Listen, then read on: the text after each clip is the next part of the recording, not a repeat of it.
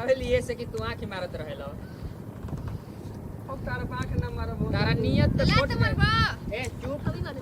ए धीरे लात अरे ना चल जा धीरे धीरे चपलवा है में रह दी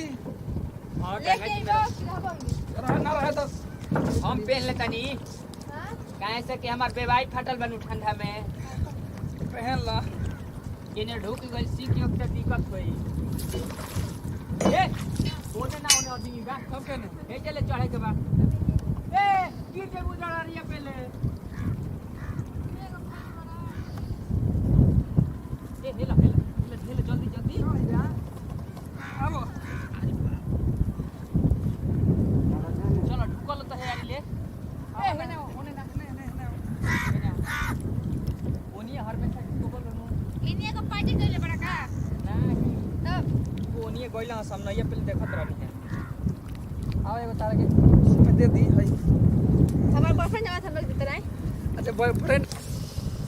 हमेशा इधर दिमाग गरम कर चला बू हां ओनी चलो ना ना हो आवा ना चला दे चला जा देखा ए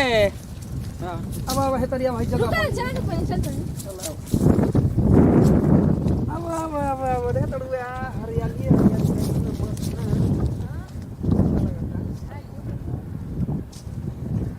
ये रुक जा का छोटी को बैग सामान हमारे ऊपर लेके आवत नहीं 1 मिनट रुक जा 1 मिनट रुक रे 1 मिनट रुक जा का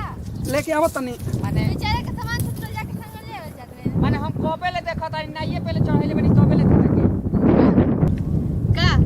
ई बताओ हम ओइ जे ले देखा था नहीं जो बोले नाई पहले चढ़ल बनी तो बोले कौन सी देख पारा देख लगा ना कभी हंस के बतियावत है ना कभी मुस्कुरा के भाव देता रू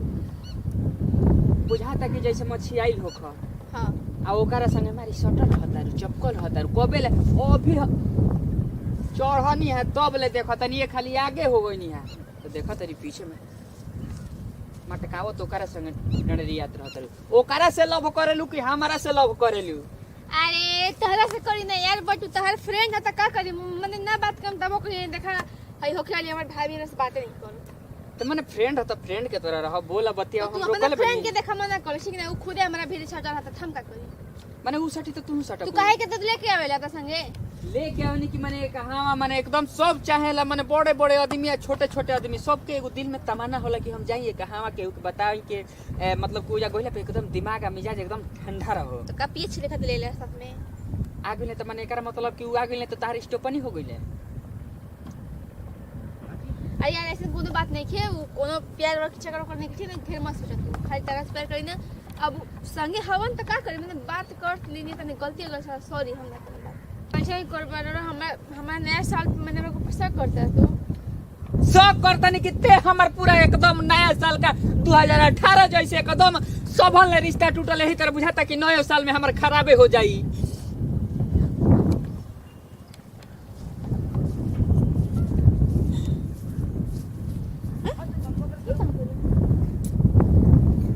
बुझाया था गुस्सा गोल अब मनावे खातिर क्या करी एक आइडिया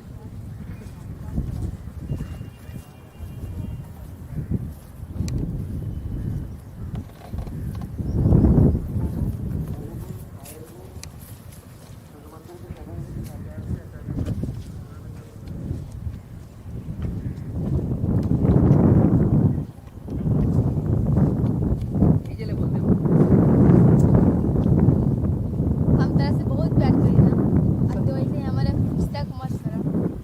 अभी सब गलती हो गई बाकी माफ करो थैंक्स